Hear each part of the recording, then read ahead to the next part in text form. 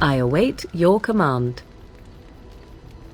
So, full of questions, are you? I was not born such. 'Tis a skill of Flemeth's, taught over many years in the wilds. The chastened have tales of we witches, saying that we assume the forms of creatures to watch them from hiding. When a child is alone and separate from his tribe, that is when we strike, dragging the young boy kicking and screaming to our lair to be devoured. A most amusing legend.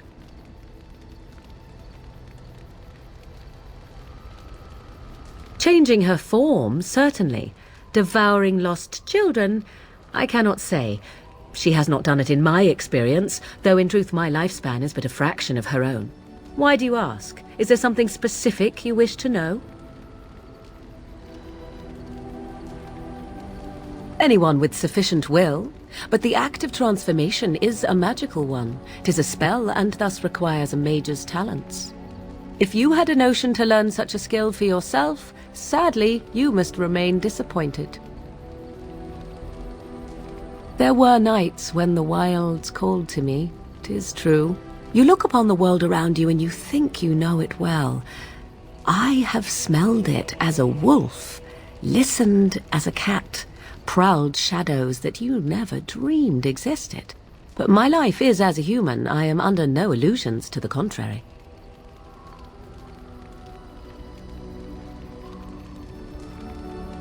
Oh?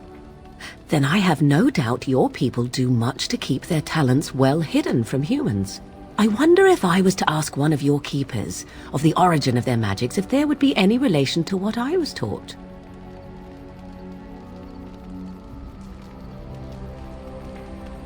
I may even ask my mother about it someday, though I doubt she would tell the truth of it even so, such is her way. The form of an animal is different from my own. One may study the creature, learn to move as it does, think as it does. In time, this allows one to become as it is. I gain nothing by studying another human. I already am the same as they are. I learn nothing. So the answer is no, my human form is the only one I possess. Indeed. Have you an opinion on my abilities, then? Am I an unnatural abomination to be put to the torch?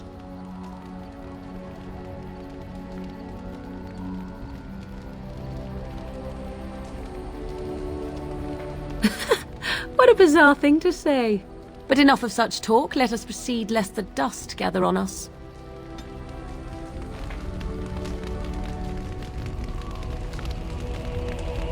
Yes? So, full of questions, are you? Why do you ask me such questions? I do not probe you for pointless information, do I? Beg pardon, then, while I jump for joy. What is it you asked? If I grew up in the wilds? A curious question. Where else would you picture me? For many years it was simply Flemeth and I. The wilds and its creatures were more real to me than Flemeth's tales of the world of man. In time I grew curious. I left the wilds to explore what lay beyond, never for long. Brief forays into a civilized wilderness.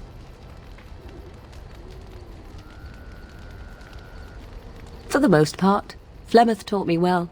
For all that I had been taught, however, the truth of the civilized lands proved to be overwhelming. I was unfamiliar with so much.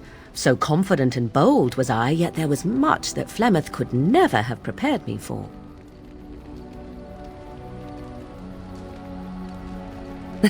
Equal parts daring and foolhardy, perhaps. Only once was I accused of being a witch of the wilds, and that by a chastened who happened to be traveling with a merchant caravan. He pointed and gasped and began shouting in his strange language, and most assumed he was casting some curse upon me. I acted the terrified girl, and naturally, he was arrested. Men are always willing to believe two things about a woman. One, that she is weak, and two, that she finds him attractive. I played the weakling and battered my eyelashes at the captain of the guard. Child's play. The point being that I was able to move through human lands fairly easily. Whatever humans think a witch of the wild looks like, 'tis not I. Not that I did not have trouble. There are things about human society which have always puzzled me, such as the touching. Why all the touching for a simple greeting?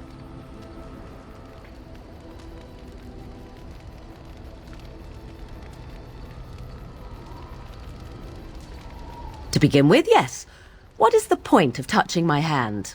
I find it an offensive intrusion. There were many nuances that Flemeth could never tell me of. When to look into another's eyes, how to eat at a table, how to bargain without offending. None of these things I knew. I still do not understand it all, truth be told, but then I gave up long ago any hope of doing so. When I returned to the wilds last, I swore to Flemeth that I had no intention of leaving again.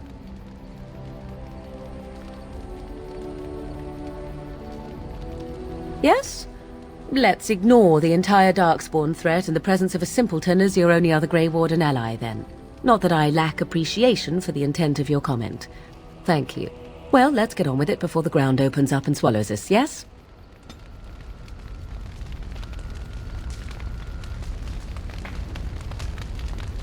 Yes? So, full of questions, are you?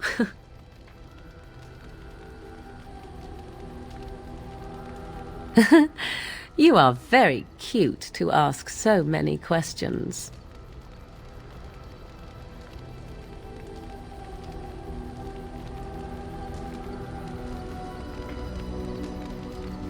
Really?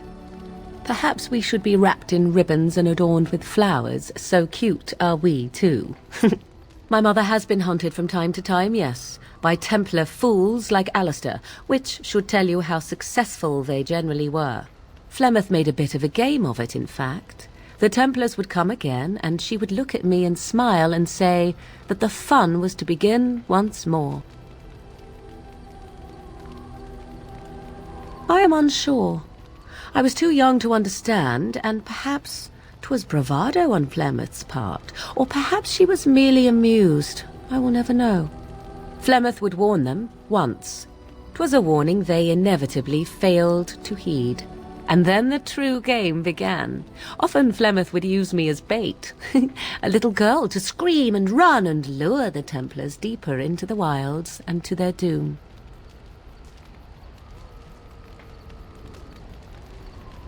'Twas a game, and I a young girl. If I didn't get to play, I would have been very upset. Thankfully, the wilds is a vast place. Once they found us, Flemeth would simply move us elsewhere, and we would be lost within the forest once again. I did not understand the danger we faced until I was much older. I had never heard of apostates or maleficarum.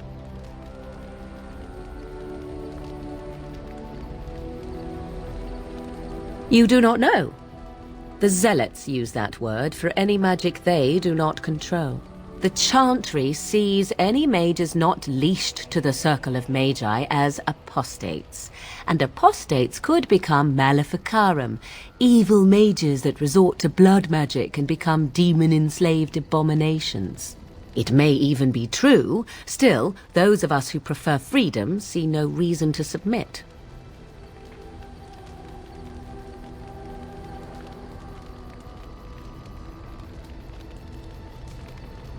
Thank you for small favors, then, at the very least. Enough of this talk. Let us return to the task at hand.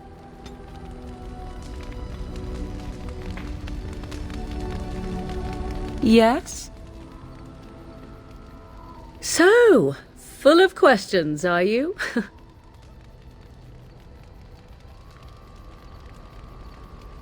Well, that depends, does it not? What does she seem to be? You mean, is she truly the Flemeth of legend and story? Tell me, how much do you know of the tale? The one that the chastened still tell of my mother, to frighten them into obedience.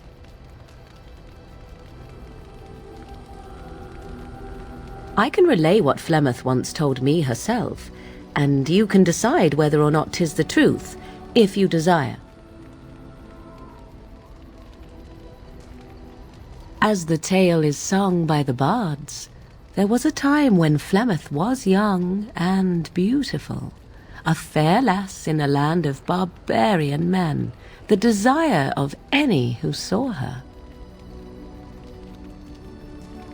Many centuries before this land was even named Ferelden, the tales say that Flemeth fell in love with Osen the bard, and fled the castle of her husband, the dread Lord Conabar, and that he swore vengeance for her infidelity. In truth, my mother claims that 'twas Osen who was her husband, and Conabar the jealous lord who looked on from afar. Lord Conabar approached young Osen and offered him wealth and power in exchange for his lovely wife, and Osen agreed.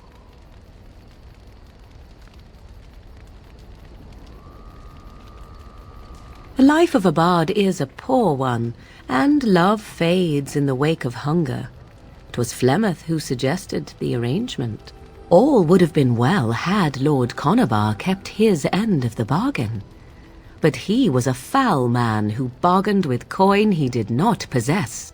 Osen was led off to a field and slain, left for dead. Flemeth spoke to the spirits and learned of the deed, and swore revenge.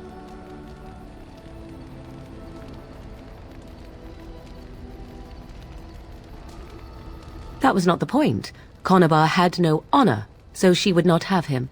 Flemeth begged the spirits to aid her, and 'twas they who slew Conabar. The demon the legend tells of came later. Lord Conabar's allies chased Flemeth, you see, chased her to the wilds, and there she hid. There she found the demon, and he made her strong. The legends all speak of the great hero Cormac, he who defeated Flemeth and her great army when she invaded the lowlands centuries later. All lies. The truth of the matter is that there was never an invasion. As Flemeth tells it, the Chastened never raised an army under her banner, and she never fought with any warrior named Cormac. Cormac led a brutal civil war against his own people, and later claimed it was to vanquish evil that had taken root amongst the lords. Thus, he was hailed a hero. Flemeth was only attached to the legend much later. Perhaps 'twas due to the great war with the Chastened that eventually came, but Mother claims not to know how it began.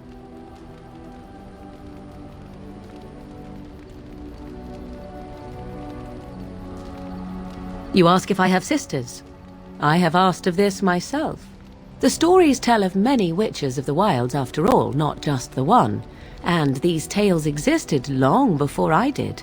Flemeth refuses to speak of other daughters, if they existed, so should I believe I am her first? I doubt that too. The demon within her has transformed her into something else. An abomination, perhaps some would say. I know not. I only know my mother is clever, and she is part of the wilds as it is part of her. But she is no immortal. She bleeds. A blade in her heart would kill her like any other, were it lucky enough to find her.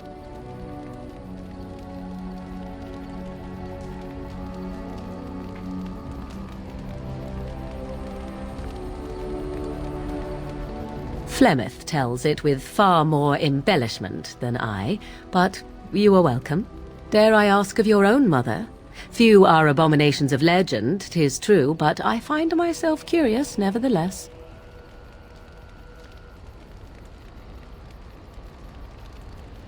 Ah, then you have my sympathies, for what it is worth. Which is very little, I am certain. It matters not. Let us move on.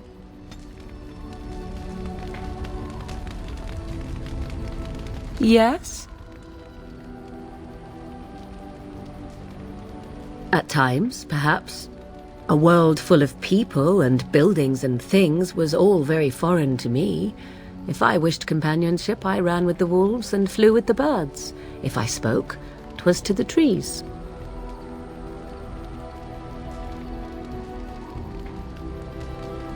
For a time, but one can only remain a child for so long. I recall the first time I crept beyond the edge of the wilds. I did so in animal form, remaining in the shadows and watching these strange townsfolk from afar. I happened upon a noblewoman by her carriage, adorned in sparkling garments the likes of which I had never before seen. I was dazzled. This, to me, seemed what true wealth and beauty must be. I snuck up behind her and stole a hand mirror from the carriage. 'Twas encrusted in gold and crystalline gemstones, and I hugged it to my chest with delight as I sped back to the wilds. She was not.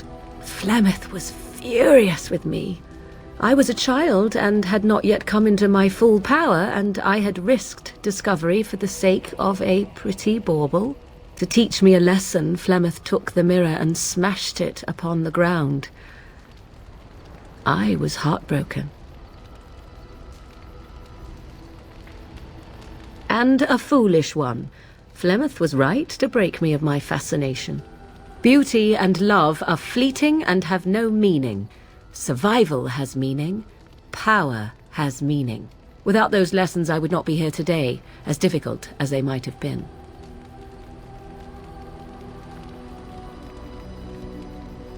They did indeed.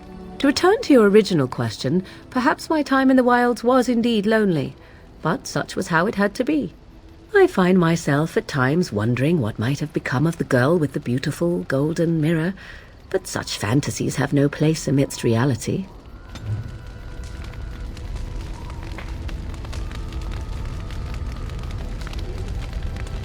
"'Tis cold in my tent, all alone."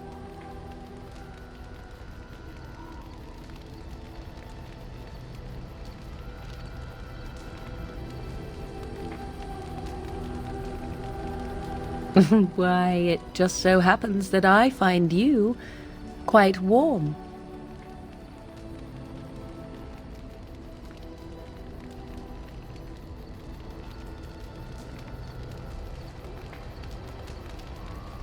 So you shall come to my tent?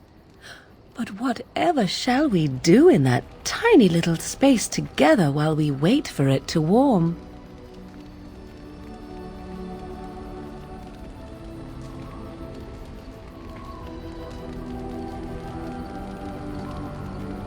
Good. Then let us waste no more time with foolish talk.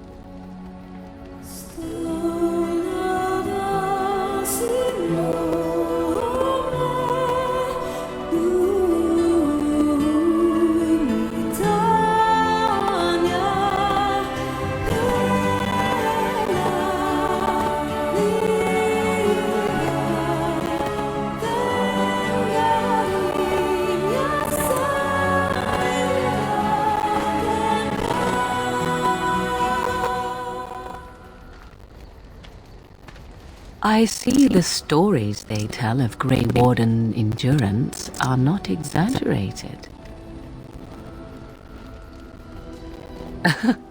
Indeed there are. The unanswered question, of course, is whether the endurance exists because of the taint within you, or because the Grey Wardens are by nature so very healthy. I enjoy the thought that 'tis a little of both. Natural prowess, driven by a darker side.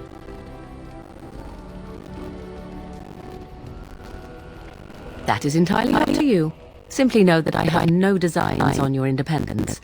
I wish only to do what I desire, and if that coincides with what you desire, then so be it. And should you decide not to continue our misadventure, then so be it. Very simple, is it not?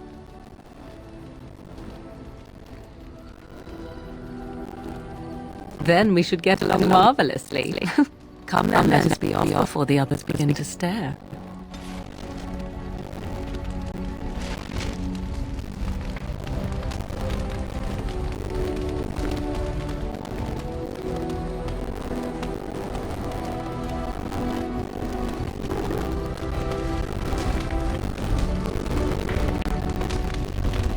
What do you need? You don't have to do that. I know you didn't know him as long as I did.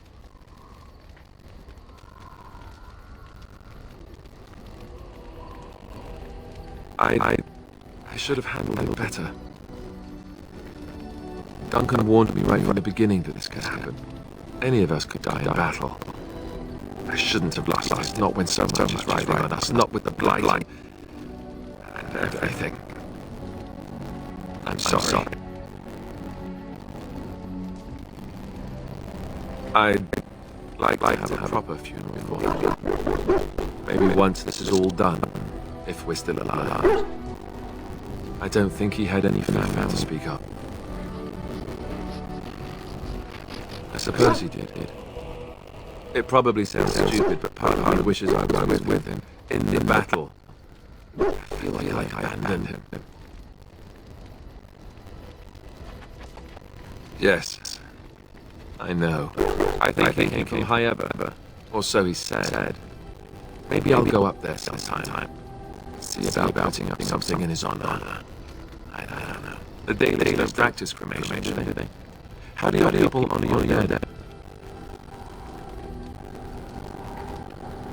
That sounds quite beautiful. Life, springing from death. Thank you. Really, I mean, it was good to talk about that, at least a little. I'd like that. So we're here, I think. What do you need? Ask away. Essentially, they're trained fight. Charm tree tells you that the Templars exist simply to defend. But don't let them fool you. They're an army. The other main purpose for a Templar is of course to hunt mages. To that end, we train in talents that drain mana and disrupt spells.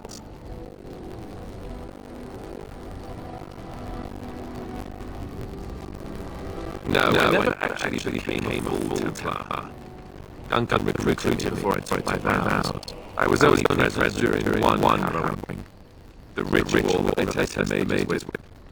It's not right now joining, really. And just as deadly. The girl tested she had demons inside her to see if she could resist. And she couldn't. We had to end them quickly. I have to say I didn't have much interest in becoming a Templar after that. You could go for it, sure. The chance doesn't look on it the same way, however, since really our talents only work on mages. Against a regular person, I'm just the guy in a metal suit.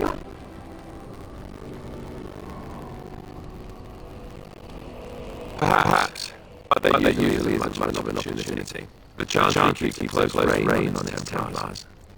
We are delirium to help develop our magic talents, which means we become addicted.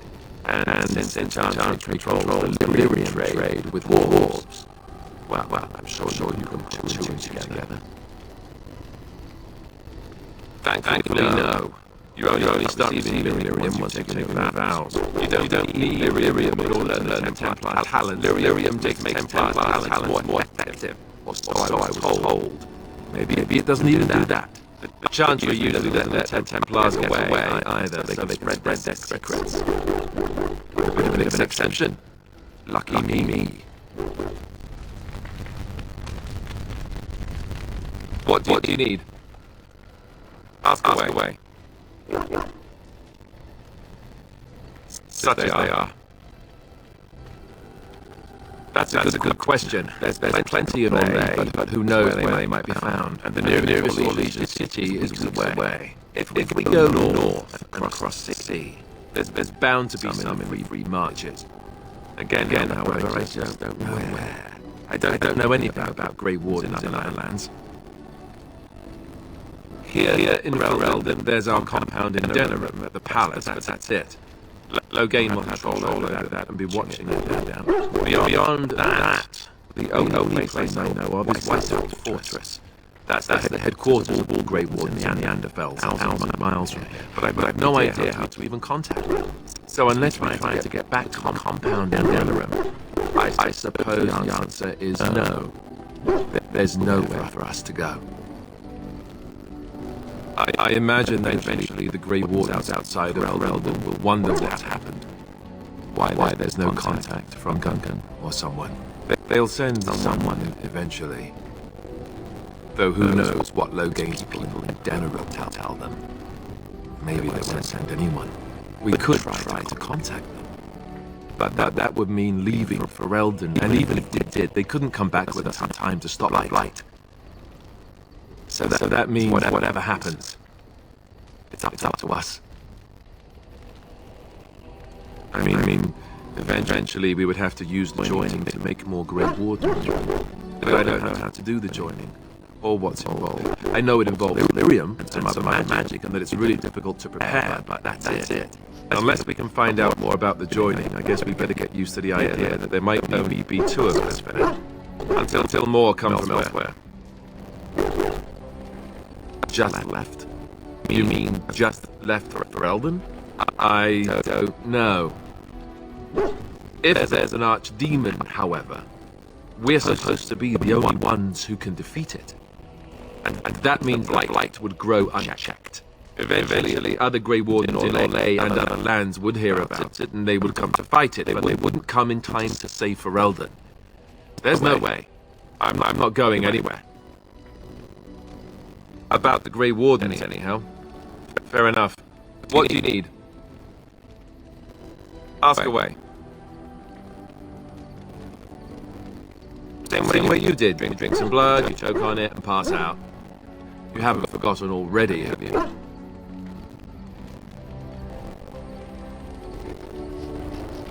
I do my best. What can I say? Let's see, I was in the Chantry before. I trained many years to become a Templar, in fact. That's where I learned most of my skills. You're telling me I was banished to the kitchens to scour the pots more times than I can count. And that's a lot. I can count pretty high. Grand Cleric didn't want to let me go.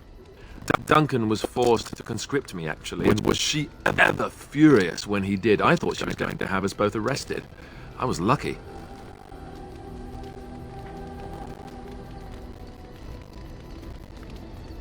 I wondered that myself. It's not as if she valued me highly. I think she just didn't want to give anything to the Grey Wardens, is all. The Chantry didn't lose much. And I think I can do more fighting the Blight anyhow, rather than sitting in a temple somewhere. I'll always be thankful to Duncan for recruiting me. If it hadn't been for him, you know, I wouldn't have.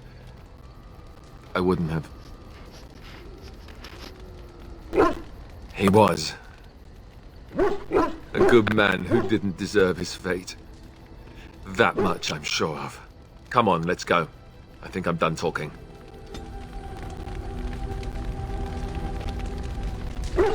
What do you need? Ask away. Oh, did I say that? I meant that dogs raised me. Giant slobbering dogs from the Anderfells. A whole pack of them, in fact. Well, it wasn't until I was 8 that I discovered you didn't have to lick yourself clean. Old habits die hard, you know.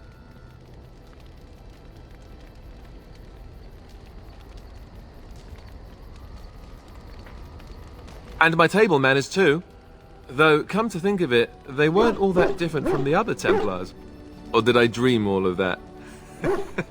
Funny the dreams you'll have when you sleep on a cold, hard ground, isn't it?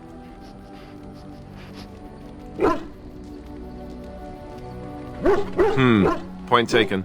Let's see, how do I explain this? I'm a bastard. And before you make any smart comments, I mean the fatherless kind. My mother was a serving girl in Redcliffe Castle who died when I was very young. Arleman wasn't my father, but he took me in anyhow and put a roof over my head.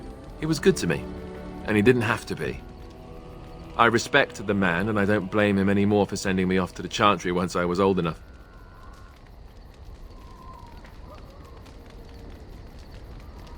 Arleman eventually married a young woman from Orlais, which caused all sorts of problems between him and the king because it was so soon after the war. But he loved her. Anyhow, the new Arlessa resented the rumors which pegged me as his bastard. They weren't true, but of course they existed. The Arl didn't care, but she did.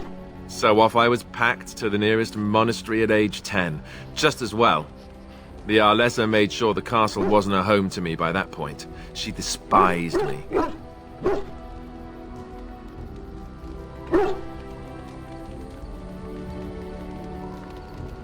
I suppose you're right. I wasn't raised as the Jarl's son, though, if you're picturing that. I slept in hay, out in the stables, not on silk sheets. I remember I had an amulet with Andraste's holy symbol on it. The only thing I had of my mother's. I was so furious at being sent away, I tore it off and threw it at the wall and it shattered. Stupid, stupid thing to do. The Jarl came by the monastery a few times to see how I was, but I was stubborn. I hated it there, and blamed him for everything. And eventually, he just stopped coming. Yes, I'm quite sure. At any rate, I don't look anything like him, you'll see for yourself. Not that it stopped the rumors any. All I know is that the Jarl is a good man, and well loved by the people. He also was King Caelan's uncle. So he has a personal motivation to see Loghain pay for what he did.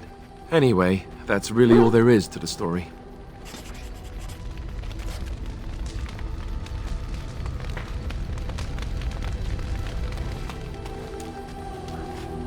Oh, why, you little...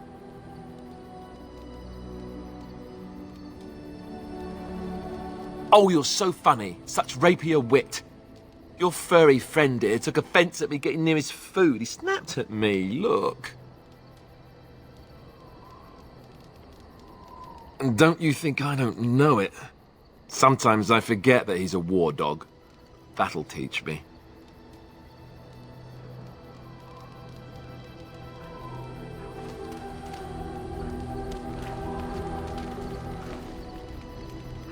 I once heard a really old legend about how the Hound warriors in the days of the old tribes would feed their Mabari the flesh of the vanquished. Well, that's what I heard anyway. It would sometimes be human flesh.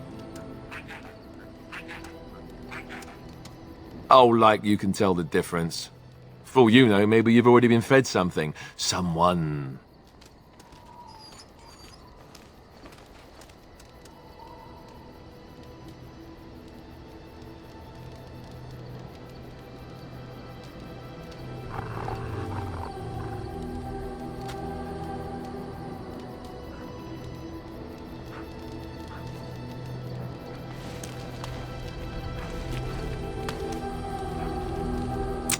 Look at what your fool dog placed in my pack. A putrid, half-eaten hare is not something a woman wants to find in her unmentionables.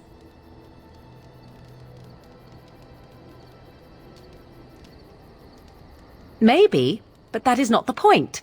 The dirty mongrel can have this back, there, and tell him not to do it again.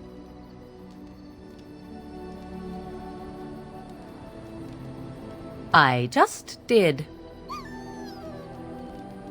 I don't want it, you worthless fur bag.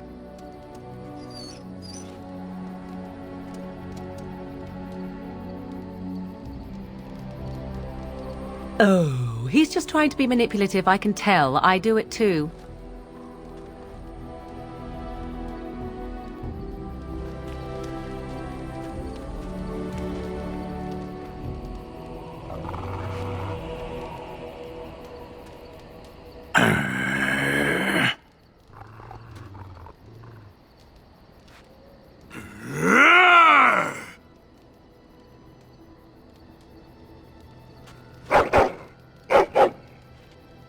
You are a true warrior and worthy of respect.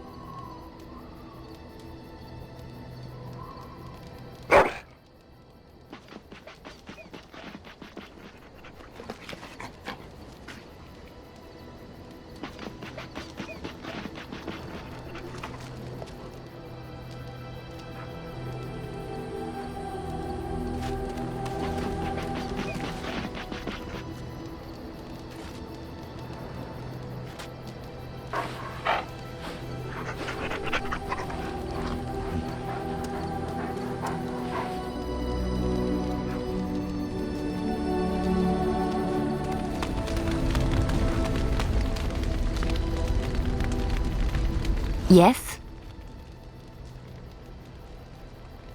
Well, here I am. I knew this would come up sooner or later. I don't know how to explain, but I had a dream. In it, there was an impenetrable darkness. It was so dense, so real. And there was a noise, a terrible, ungodly noise. I stood on a peak and watched as the darkness consumed everything. And when the storm swallowed the last of the sun's light, I fell, and the darkness drew me in.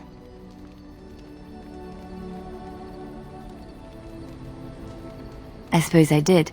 That was what the darkness was, no? When I woke, I went to the Chantry's gardens, as I always do. But that day, the rosebush in the corner had flowered. Everyone knew that bush was dead. It was grey and twisted and gnarled, the ugliest thing you ever saw. But there it was, a single beautiful rose. It was as though the Maker stretched out his hand to say, even in the midst of this darkness, there is hope and beauty. Have faith. In my dream, I fell, or maybe I jumped. I'd do anything to stop the blight. I know that we can do it. There are so many good things in the Maker's world. How can I sit by while the blight devours everything? He's still here. I hear him in the wind and the waves. I feel him in the sunlight that warms my skin. I know what the Chantry says about the Maker, and what should I believe? What I feel in my heart, or what others tell me? They said my ideas were blasphemy. But is it so bad if what I believe gives me comfort? If it could give someone else comfort? I know what I know, and no one will ever make that untrue.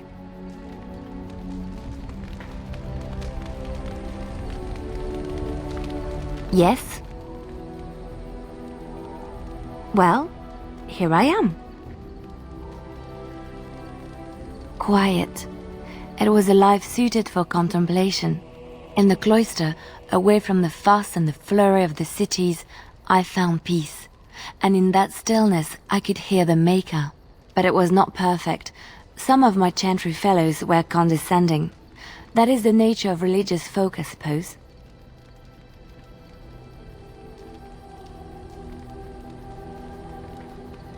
When I talked about my beliefs, that the Maker reveals himself in the beauty of his world, they treated me with disdain. They want to believe that he's gone, so that when he turns his gaze on them, it means they are special, chosen. He cannot possibly have love for all, the sick and the weary, the beggars and the fools.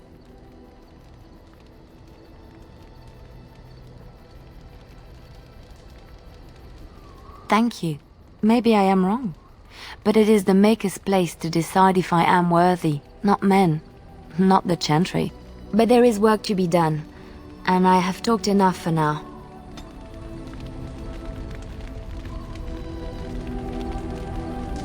Yes?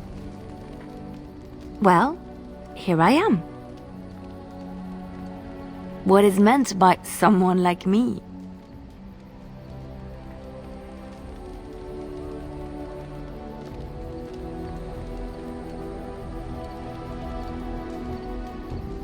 Did you think I was always a cloistered sister? The Chantry provides succor and safe harbor to all who seek it. I chose to stay and become affirmed. We affirm our belief in the Maker, in Andraste and the chant, but other than that, there are no vows taken. I was a traveling minstrel in Orlais. Tales and songs were my life. I performed, and they rewarded me with applause and coin.